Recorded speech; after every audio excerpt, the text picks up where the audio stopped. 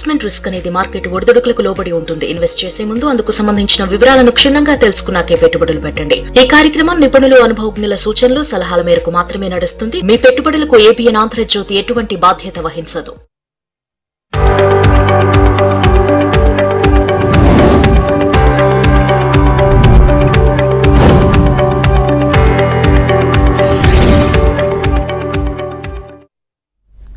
Welcome to ABN business. దేశీయ stock మార్కెట్లు నష్టాల్లో ప్రారంభమయ్యాయి. సెన్సెక్స్, నిఫ్టీ నష్టాల్లో కొనసాగుతున్నాయి.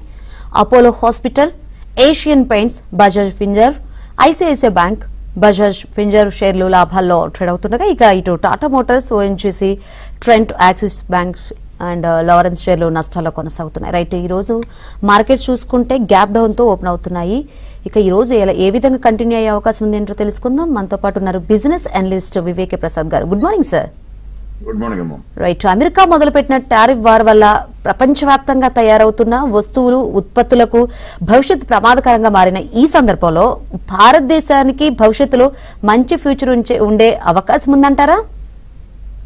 ఎప్పుడు కూడా మనం చూడాల్సింది ఏంటంటే భారతదేశానికి అవకాశం ఉందా లేదా అని చూడకన్నా ముందు ఏ వస్తువైనా, ఉత్పత్తి అయినా, సర్వీస్ అయినా, సేవ అయినా వాడుకునే వాళ్ళు ఎవరు, ప్రొవైడ్ చేసే వాళ్ళు ఎవరు చూస్తే అల్టిమేట్ గా మనుషులే. కొన్నిసార్లు కంప్యూటర్లు వాడచ్చు, కొన్నిసార్లు యంత్రాలు వాడచ్చు, కొన్నిసార్లు వేరొక పరికరాలు వాడచ్చేమో, కానీ అల్టిమేట్ గా పొందేవాళ్ళు, ఇచ్చేవాళ్ళు మనుషులే ఉన్నప్పుడు మనుషులు ఎక్కడైతే అసంఖ్యాకంగా ఉంటారో, వారి యొక్క కెపాసిటీ, ఇంటెలిజెన్స్, లాజిక్ బాగా ఉంటుందో వాళ్ళకి అవకాశాలు తగ్గటం అనేది ఛాన్సే ఉండదు. అందుకు ఉదాహరణగా చెప్పాలంటే మొట్టమొదట మనం అమెరికా మీద ఆధారపడ్డాం కాబట్టి టారిఫ్ విధిస్తే బాగా దెబ్బతింటామని ఎక్కువ మంది భయపడ్డారు. వస్తువుల రూపంలో దెబ్బతినటం ఖాయం, కానీ అక్కడున్న ప్రజలందరికీ సర్వీసులు కావాలి. ఆ సర్వీసు ప్రొవైడ్ చేయాలంటే ఇండియాలో ఉన్న టెక్నాలజీ ఎంప్లాయీస్ మొత్తం ప్రపంచవ్యాప్తంగా వ్యాప్తి చెందున్నారు కాబట్టి వాళ్ళని ఆపటం ఎవరి వల్ల కాదు. దానికి నిరూపణగా ఏం చెప్పొచ్చు అంటే ఆర్టిఫిషియల్ ఇంటెలిజెన్స్ వచ్చినాక సాఫ్ట్వేర్ కంపెనీలన్నిటికీ కూడా హెడ్ విండ్స్ ఎక్కువ అవుతాయి, దెబ్బతింటాయని చెప్పారు. కానీ ఒకసారి నేను ఇప్పుడు నా స్క్రీన్ మీకు షేర్ చేస్తాను. ఆ స్క్రీన్ మీరు చూసినట్లయితే ఈ 2022 ఫైనాన్షియల్ ఇయర్ నుంచి, అంటే ఏప్రిల్ 21 నుంచి మార్చ్ 22 వరకు ఉన్న ఫైనాన్షియల్ ఇయర్ తో మొదలుపెట్టి ప్రతి క్వార్టర్ లో కనుక చూసినట్లయితే 27 బిలియన్లు ఉండే మన ఎక్స్పోర్ట్స్ ఆర్టిఫిషియల్ ఇంటెలిజెన్స్ రంగప్రవేశం చేసిన తర్వాత క్రమక్రమంగా పెరుగుతూ వచ్చి ఇప్పుడు ఏకంగా $47 బిలియన్ వెళ్ళింది. అంటే అర్థం ఏంటి? ఆ ఆర్టిఫిషియల్ ఇంటెలిజెన్స్ తయారు చేసింది మనిషే, దాన్ని వాడవలసింది మనిషే. కాబట్టి ఇండియన్ టెక్నాలజీ కంపెనీస్ కి అపారమైన అవకాశాలు సృష్టిస్తుంది. నిజానికి చెప్పాలంటే ఈ మధ్య కాలంలో ఆర్టిఫిషియల్ ఇంటెలిజెన్స్ వచ్చిన తర్వాత అప్పుడు అంతకుముందు లేనటువంటి అవకాశాలు బోలెడని కొత్తగా ఓపెన్ అవుతున్నాయి. ఎప్పటి నుంచో అందరూ చెప్తున్నదే. ఉదాహరణకి డాక్టర్లు ప్రాక్టీస్ లేకుండా, పేషెంట్ లేకపోతే ఇబ్బంది పడకుండా మార్నింగ్ నుంచి వాళ్ళు చూసిన పేషెంట్స్ ని కనుక ఆ కేర్ షీట్స్ ని కంప్యూటర్ లోకి ట్రైన్ చేస్తే అది రిపాజిటరీ లాగా వాడుకుని ప్రపంచవ్యాప్తంగా మెడికల్ సర్వీస్ ఇవ్వడానికి టెక్నాలజీ తయారు చేయబడింది. అంటే ఏం జరుగుతుంది? ఇండియాలో చదువుకున్న వాళ్ళు, నాలెడ్జ్ ఉన్న వాళ్ళు కొద్దిగా కంప్యూటర్ లిటరసీ పెంచుకుంటే ఆ డేటా యానోటేషన్ అంటాం, అంటే వీళ్ళు తెలిసిన విద్యనంతటిని కూడా కంప్యూటర్ నేర్పితే కంప్యూటర్ రేపు నైజీరియాలోనో లేకపోతే ఇంకొక ఆఫ్రికాలో ఉన్న మారుమూల ఉన్నటువంటి విలేజ్ లో ఎవరన్నా పేషెంట్ కి వైద్యం చేయాలంటే వీటన్నిటి రిఫరెన్స్ లాగా వాడుకుంటారు. అది జాగ్రత్తగా ఉండటానికి ప్రపంచవ్యాప్తంగా ఇటువంటి ఎక్స్పర్ట్స్ ని ఎంప్లాయ్ చేయటం, 4-5 ఎంప్లాయ్ చేసి వాళ్ళందరూ కనుక కామన్ గా చెప్పిన దాని ప్రకారం బెటర్ కంక్లూజన్ ఇవ్వడంతో మెడికల్ కేర్ ప్రపంచవ్యాప్తంగా వ్యాప్తి చెందుతుంది. అందువల్ల భారతదేశానికి రాబోయే రోజుల్లో ఉత్పత్తుల విషయంలో కొద్దిగా దెబ్బతినొచ్చాము, కానీ సర్వీసులు, మేధో సంపత్తి, పైగా మనకున్న తెలివి ఎవరో వాడుకోవడం మూలంగా తగ్గిపోదు, పెరుగుతూనే ఉంటుంది. కాబట్టి ఏ మాత్రం కొదవలేదు. రాబోయే రోజుల్లో ఐటీ ఎనేబుల్డ్ సర్వీసెస్ అనేది రీడిఫైన్ చేయాలి. అంటే ప్రతి ప్రొఫెషనల్ కూడా ఆయనకున్న నాలెడ్జ్ ని కంప్యూటర్ తో షేర్ చేసుకుంటే ప్రపంచంలో అందరికీ ఉపయోగపడుతుంది, ఈయనకి కాంపెన్సేషన్ కూడా వస్తుంది. అందువల్ల ఇటువంటి భయపడవలసిన అవసరం లేదు. టారిఫ్లు అనేది కేవలం తాత్కాలికం, లాంగ్ టర్మ్ లో ఇండియాను దెబ్బతీసే అవకాశం, కెపాసిటీ అమెరికాకి కూడా లేదు అని గట్టిగా నమ్మచ్చు.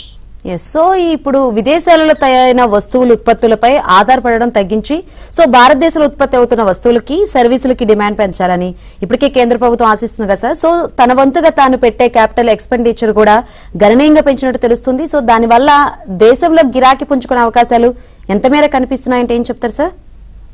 ఎప్పుడు అంటే ఇవన్నీ కూడా పేపర్ లో హెడ్ లైన్స్ రాసుకోవటానికి, దాని గురించి మనం హుషారు పట్టడానికి, ఉద్రేకపడటానికి పనికొస్తాయి. కానీ నిజం ఏంటో కొద్దిగా గనక ఒక రకంగా బీజేపీ భక్తుల్లాగా బీజేపీ చెప్పిందల్లా నమ్ముతాం అనుకోకుండా చూస్తే వాళ్ళు బ్రహ్మాండంగా పెంచాము క్యాపిటల్ ఎక్స్పెండిచర్ అన్నారు. నిజానికి ఏ దేశంలోనైనా ప్రభుత్వం గనక ఖర్చులు పెంచినట్లయితే అది ప్రైవేట్ సెక్టర్కి ఆదాయం లాగా వస్తుంది కాబట్టి జీడిపి పుంజుకోవాలి, కన్సంప్షన్ పుంజుకోవాలి, ఎంప్లాయ్మెంట్ పుంజుకోవాలి, అన్నిటి మీద బ్యాంక్ లోన్లు ఎక్కువ తీసుకోవడం జరగాలి, అన్ని ఎకనామిక్ యాక్టివిటీ బ్రహ్మాండంగా పెరగాలి. ఇది ఒక రకంగా ఫైనాన్షియల్ గా జగ్లరీ. వీళ్ళు చేసింది ఏంటంటే అందులో దాదాపుగా 70,000 కోట్ల వరకు, 50,000 ఏమో ఫుడ్ కార్పొరేషన్ ఆఫ్ ఇండియాకి ఇచ్చారు, ఇంకో 17,000 వేరే వాళ్ళకి ఇచ్చారు, 17,000 కోట్లు. ఈ రెండు కూడా వాళ్ళ క్యాపిటల్ ఎక్స్పెండిచర్ లో ఖర్చు పెట్టాము అన్నారు. అది నిజానికి కాదు. రెండవది, ఒక్కసారి కనుక మనం 2024 లోకి వెళ్లి ఈ మధ్య కాలంలో అంటే ఏప్రిల్ నుంచి ఆగస్టు వరకు ఉన్న కాలంలో కనుక చూసినట్లయితే ప్రస్తుతం మన ప్రభుత్వం చెప్తుంది 43% ఆఫ్ 11,20,000 కోట్లు ఖర్చు పెడతామని చెప్తే సంవత్సరంలో క్యాపిటల్ ఎక్స్పెండిచర్ కి 43% ఖర్చు పెట్టామన్నారు. అది నిజమో కాదో చూడబోయే ముందు మొట్టమొదట గడిచిన సంవత్సరంలో ఏప్రిల్ నుంచి ఆగస్టు వరకు పరిస్థితి ఎలా ఉండింది అని చూస్తే ఆ సమయంలో ఇండియాలో ఎలక్షన్ ఉన్నాయి, అన్ని ఖర్చులు తగ్గించేసి ఉంచారు. అంటే వాళ్ళు పెంచాము అని చెప్పిందంత ఏంటి, లాస్ట్ ఇయర్ లో తగ్గారు కాబట్టి ఇప్పుడు పెంచినట్టు. కాబట్టి ఇవన్నీ అడ్జస్ట్ చేస్తే అంటే వీళ్ళు చెప్తున్న ఒక రకంగా దొంగ లెక్కలు కాకపోయినా కాకి లెక్కలు, ఈ 70,000 కోట్లు తీసేసి ఆ లో బేస్ ఎఫెక్ట్ కూడా కన్వర్ట్ చేస్తే మొత్తం కలిపి 15% కూడా పెంచలేదు. అందుకే ఇండియన్ ఎకానమీ ఇంకా పుంజుకోవడం మొదలు పెట్టలేదు. పైగా ఎప్పుడు కూడా జరిగేదంటే ప్రభుత్వం కనుక హుషారుగా ఖర్చు పెడుతుంటే ప్రైవేట్ సెక్టర్ కూడా అందుకుని వెంటనే క్యాపిటల్ ఎక్స్పెండిచర్ లో పెంచడం జరగాలి. అంటే కెపాసిటీ పెంచడానికి ప్లాంట్లకి వీటికి కావాలి. కానీ దురదృష్టవశాత్తు ప్రపంచవ్యాప్తంగా ప్రస్తుతం ఉన్న పరిణామాల వల్ల అవకాశాలు ఉంటాయో లేవో తెలియట్లేదు కాబట్టి ప్రైవేట్ సెక్టర్ ముందుకు రావటం లేదు. అందువల్లనే ఇండియాలో ఇంకా కన్సంప్షన్ స్లోగా ఉంది. అంత మాత్రాన ఆశలన్నీ ఆరిపోయినాయి అంటే కాదు. కొద్దిగా సమాయించుకోవడానికి, కొద్దిగా సమాయత్తం అవడానికి సమయం పట్టింది. ఈ సమయం ఇప్పుడు పుంజుకోవడం మొదలవుతుంది. కాబట్టి రాబోయే రోజుల్లో పుంజుకోవటం ఖాయంగా కనపడుతుంది. కాకపోతే ఇప్పుడు దాకా వాడు చెప్పిన లెక్కలను బట్టి మాత్రం హుషారు పడక్కర్లేదు. ఇక నుంచి ఖర్చు పెట్టబోయేది ఎప్పుడు సెకండ్ హాఫ్ లో ప్రభుత్వాలు ఎక్కువ ఖర్చు పెడతాయి, మన ప్రభుత్వం కూడా ఎప్పుడు చేస్తుంది. కాబట్టి నెక్స్ట్ 6 months లో మాత్రం ఫినామినల్ గ్రోత్ ఉండే అవకాశం గట్టిగా కనపడుతుంది.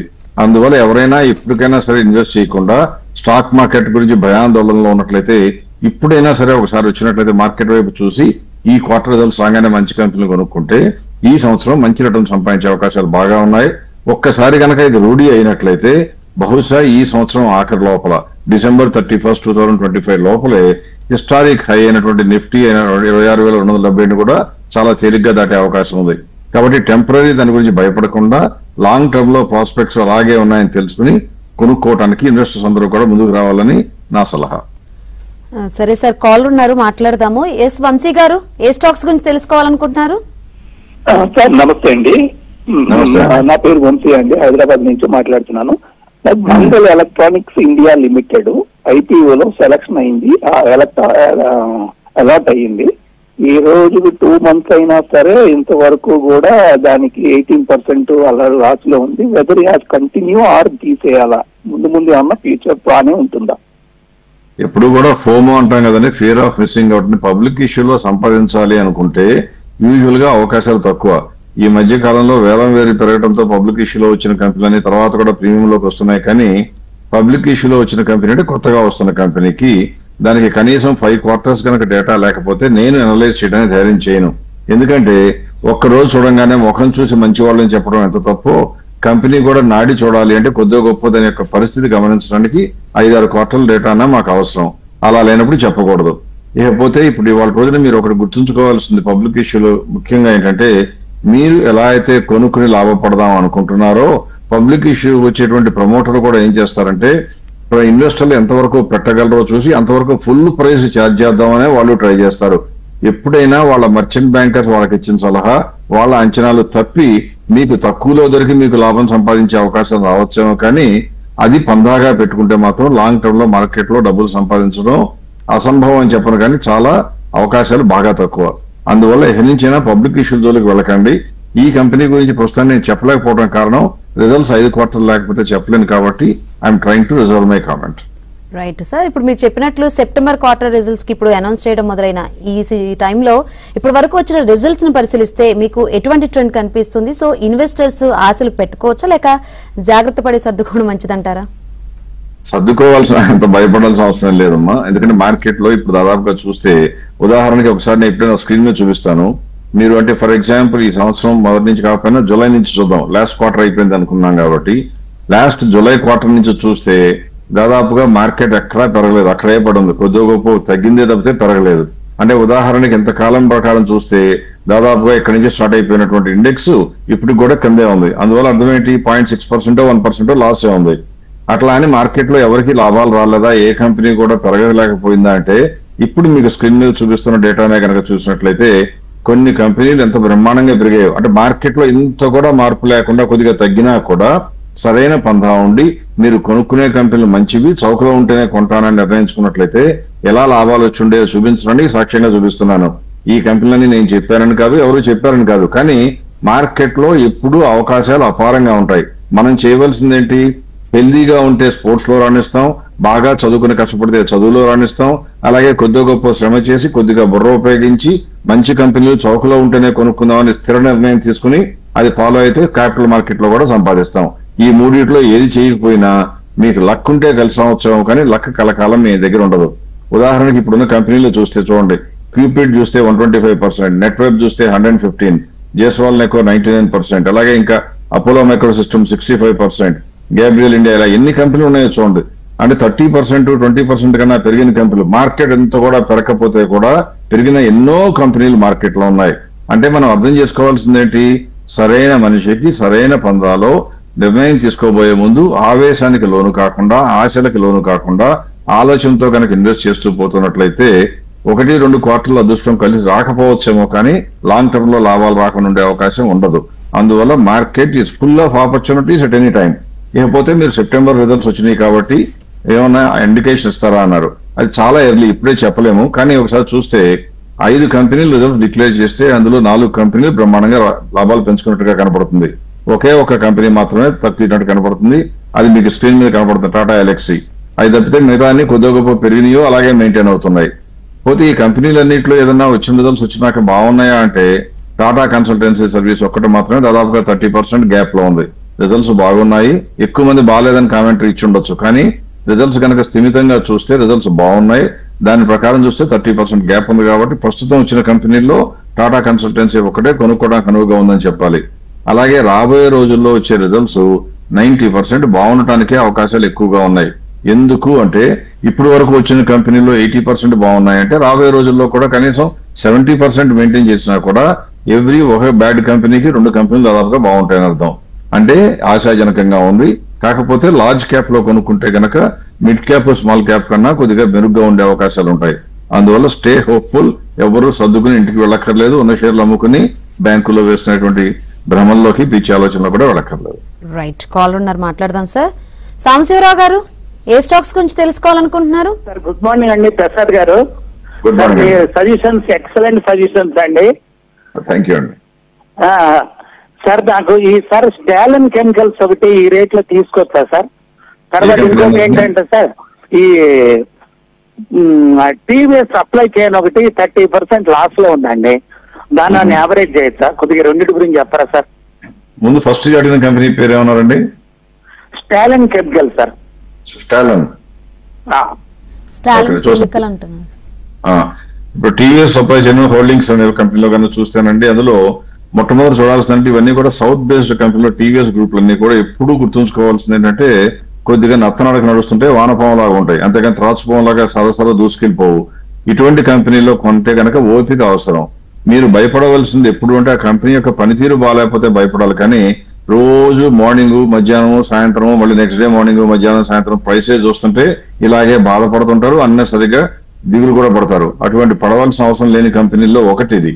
ఎందుకంటే ఈ కంపెనీకి చూస్తే మీకు స్క్రీన్ మీద డేటా చూపిస్తున్నాను చూడండి, దాదాపుగా 36,000 కోట్లు 45,000 కోట్లుగా వచ్చిన మార్కెట్ సేల్స్ ఉన్న కంపెనీలో మార్జిన్స్ చూస్తే కూడా 5.66% ఉంటే దానికి 13,251 కరెక్టే. 14,530 నుంచి కింద తగ్గిన మాట కరెక్టే, కానీ మన లెక్క ప్రకారం ఫెయిర్ ప్రైస్ ఎంత ఉండాలి? 16,877 ఉండాలి. అంటే ఇంకా బ్రహ్మాండమైన స్కోప్ ఉంది. దాని పిఈ రేషియో మరీ అన్యాయంగా 10 అండి. బ్యాంకుల్లో డబ్బులు వేసుకుంటే మనం 1,00,000 పెడితే సీనియర్ సిటిజన్స్ ఉంటే కూడా దాదాపు 7.5-8% వస్తుంది. అంటే బ్యాంకుల్లో ఫిక్స్డ్ డిపాజిట్ కే పిఈ రేషియో 12 ఉంది, దాదాపుగా 12.5. కానీ ఈ కంపెనీకి మాత్రం 10.36. యూజువల్ గా ఎక్కువ ఉండాలి ఈక్విటీస్ లో. అందువల్ల ఈ కంపెనీ సీరియస్లీ అండర్ ప్రైస్. అందువల్ల మీరేం కంగారు పడక్కర్లేదు, ఖచ్చితంగా కూడా ఉంచుకోవాలి. రైట్, మరో కాల్ ఉన్నారండి. మధు గారు, ఏ స్టాక్స్ గురించి తెలుసుకోవాలనుకుంటున్నారు? Sir good morning sir. Good morning అండి.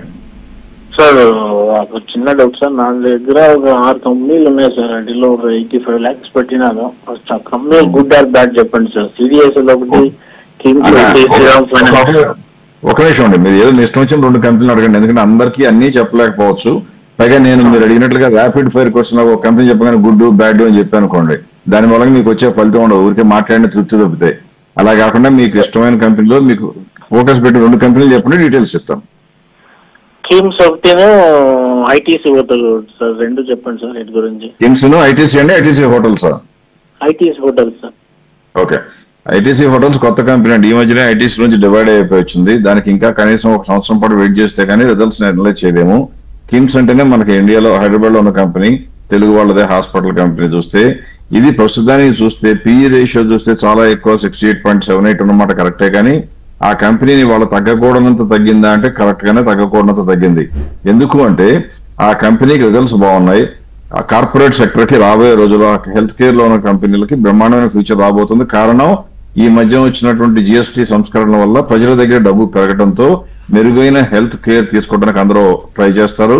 హెల్త్ ఇన్సూరెన్స్ కంపెనీలు కూడా విపరీతంగా అమ్ముతాయి.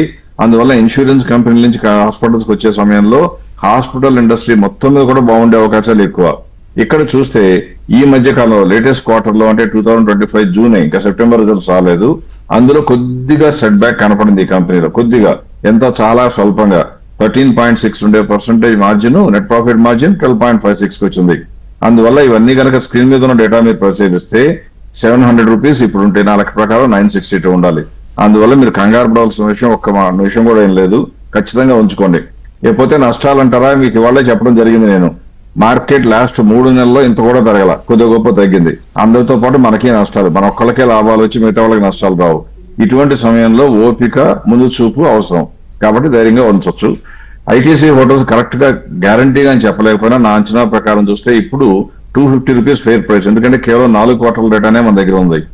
బట్ ఐటీసీకి ఉన్నటువంటి పెడిగ్రీ ఏంటంటే ఎప్పటి నుంచో ఉన్న కంపెనీ, హోటల్స్ లో బ్రహ్మాండమైన పేరుంది, మంచి రెప్యుటేషన్ ఉన్నటువంటి గ్రూప్ కూడా, కాబట్టి ఫ్యూచర్ బాగుండే అవకాశం ఉంది. ఒకటేంటంటే మా పిఈ రేషియో చాలా ఎక్కువ ఉంది. But still at this point of time అమ్మవలసిన అగత్యం మాత్రం నాకు కనపడలేదు. అలానే యావరేజ్ చేసే పని మాత్రం చేయకండి, ఉన్న షేర్ ఉంచుకోండి. 250 దాటితే మాత్రం బయటపడండి. రైట్ సార్, ఒకట్లాడదాం. ఎస్ శ్రీనివాస్ గారు, ఏ స్టాక్స్ గురించి తెలుసుకోవాలనుకుంటున్నారు? సార్ నమస్తే sir, Prasad garu good morning. నమస్తే అండి, గుడ్ మార్నింగ్ సార్. ఏం లేదండి, ఇది మనం వచ్చేసి ఐసిఐసిఐ బ్యాంక్ ఉంది కదా సార్, ఫ్లెక్సీ ఫండ్ అని చెప్పి మ్యూచువల్ ఫండ్ తీసుకున్నాం. అది ప్రజెంట్ ఇప్పుడు 50,000 వరకు వచ్చింది సార్ ప్రాఫిట్. అది ఉంచమంటారా తీసేయమంటారా ఏంటనేసి. నెక్స్ట్ అందులో సిగ్నేచర్ ప్లాన్ అని చెప్పి ఒకటి తీసుకున్నాం సార్, అది కూడా. ఏం ప్లాన్ అండి?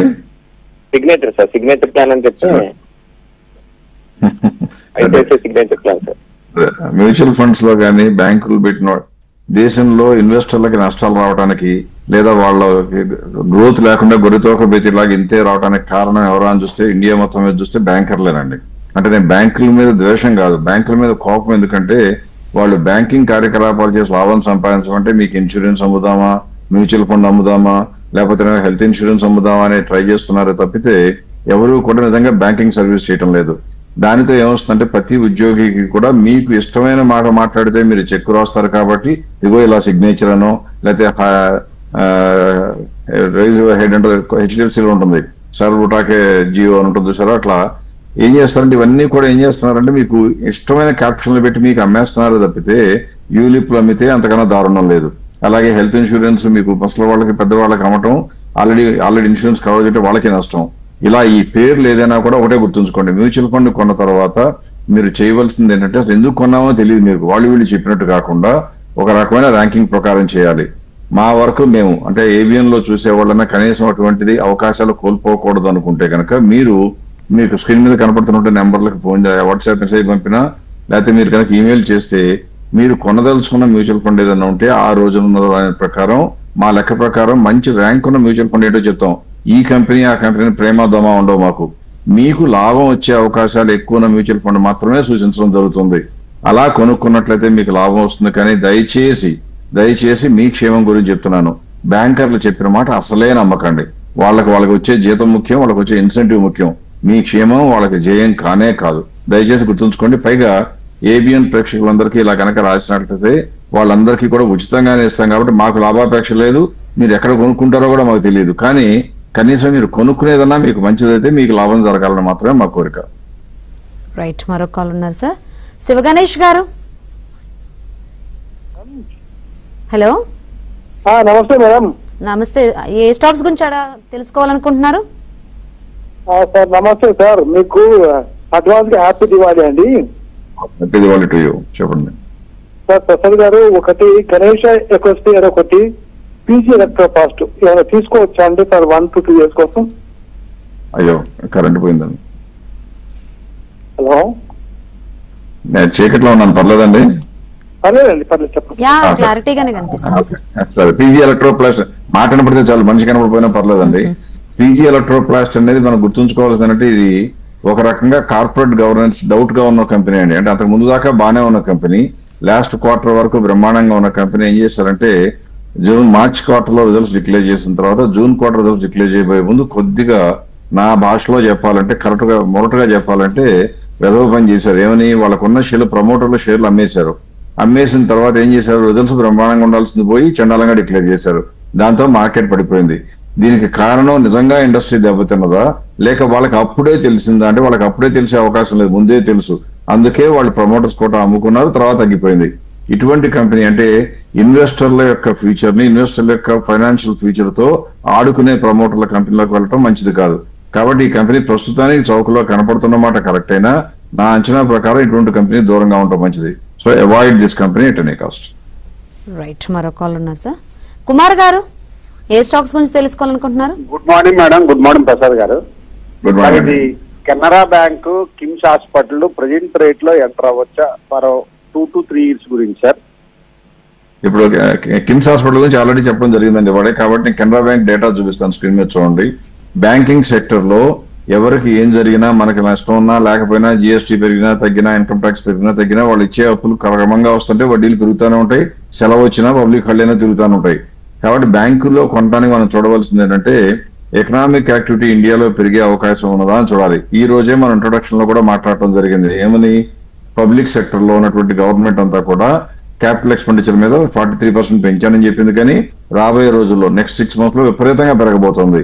అంటే ఎకనామిక్ యాక్టివిటీ బాగా జోరు అందుకుంటే బ్యాంకుల దగ్గర నుంచి లోన్ తీసుకున్న వాళ్ళు ఎక్కువైతే ఇంట్రెస్ట్ రేట్లు ఎక్కువ వస్తాయి. అలా పెరుగుతాయని కొందామా, పెరిగినాయి అని కొందామా అని చూస్తే కెనరా బ్యాంక్ డేటా చూడండి స్క్రీన్ మీద ఎంత బ్రహ్మాండంగా ఉందంటే ఇప్పటికి కూడా చూస్తే 14.68% మార్జిన్ ఉంది. దాని పిఈ రేషియో చూస్తే చూడండి, పిఈ రేషియో అంటే మనకు వచ్చే లాభాలకు ఎన్ని రేట్లు రేట్ ఉందని చూస్తే 6.35. అంటే మీరు బ్యాంకులో డబ్బులు వేస్తే ₹1,00,000 వేస్తే 7.5 రూపాయలు వచ్చిందనుకోండి, అంటే దాని పిఈ రేషియో 12తో సమానం. కానీ కెనరా బ్యాంక్ లో ఉన్న కంపెనీలో లాభాలు కట్టలు వచ్చి పడుతుంటే అక్కడ మాత్రం కేవలం 6.35 ఉంది. అందువల్ల కెనరా బ్యాంక్ గురించి ఎంత కూడా డౌట్ అక్కర్లేదు, ధైర్యంగా ఉంచుకోవచ్చు, కొనుక్కోవచ్చు. కాకపోతే బ్యాంకులు కొనాలంటే ఈ బ్యాంక్ కన్నా మంచి బ్యాంకులు కూడా ఉన్నాయి. మీరు అడిగింది కెనరా బ్యాంక్ గురించి చెప్తున్నాను.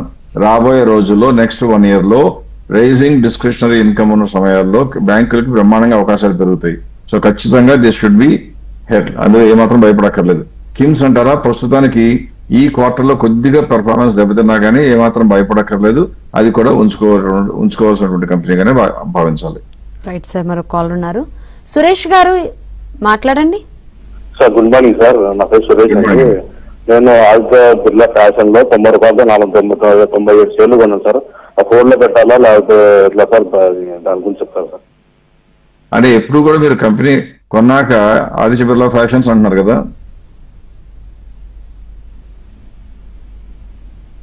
హలో ఆదిత్య బిర్లా ఫ్యాషన్సే కదండి మీరు ఉంది?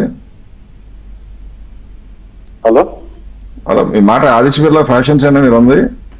అవునవును, ఆదిత్య బిర్లా ఫ్యాషన్ అవునండి, రిటైల్. ఎంతలో కొన్నా అన్నారు? 90 రూపాయలు sir. Okay, Aditya Birla fashions screen మీద ఒకసారి డేటా చూపిస్తాను, కొద్దిగా గుండె దిటో చేస్తూ చూడండి. ఎందుకంటే ఎప్పుడు కూడా కంపెనీ కొనాలి అంటే మీకు ఇష్టమైందని కంపెనీనో పేపర్లలో రోడ్డు మీద షోరూమ్లు కనబడి కొనకూడదండి. మనకు ఆ కంపెనీకి లాభాలు వస్తున్నాయేమో చూడాలి. ఎందుకంటే కంపెనీకే లాభాలు రాకపోతే కంపెనీలో షేర్ కొనుక్కున్న మీకు నాకు లాభం రావాలంటే దేవుడు స్పెషల్ గా మన కోసమే వరం ఇవ్వాలి, అంత అవకాశాలు మనకు ఉండవు. కాబట్టి ఇప్పుడు ఈ కంపెనీ చూస్తే ఇప్పుడు వరకు లాభాలు లేదండి. ఇప్పుడు డేటా చూడండి స్క్రీన్ మీద కనపడుతుంది. ఇప్పుడు 23 సెప్టెంబర్ నుంచి ఇప్పుడు వరకు చూస్తే కనీసం ఒక్కసారి కూడా నెట్ ప్రాఫిట్ లేదు. అంటే నష్టాల తర్వాత నష్టాలు వస్తున్న కంపెనీలోకి వెళ్ళి మనం డబ్బులు పెట్టడం, అందులో లాభాలు రావాలని కోరుకోవటం జనరల్ గా అసహజం. అందువల్ల నా లెక్క ప్రకారం ఈ కంపెనీలో ఉండకూడదు. ప్రస్తుతం ఉన్న 83 రూపీస్ ఉంటే నా లెక్క ప్రకారం 75 రూపాయలు ఉండటమే ఎక్కువ. సో ఖచ్చితంగా వెంటనే అమ్మేయాలి. ఇప్పుడన్నా క్యాష్ రెడీ చేసి ఉంచుకోండి. ఈ సెప్టెంబర్ రిజల్ట్స్ వచ్చిన తర్వాత మంచి కంపెనీలు మన ప్రోగ్రామ్ లో నేను చెప్తాను, మిగతా వాళ్ళు చెప్తా ఉంటారు.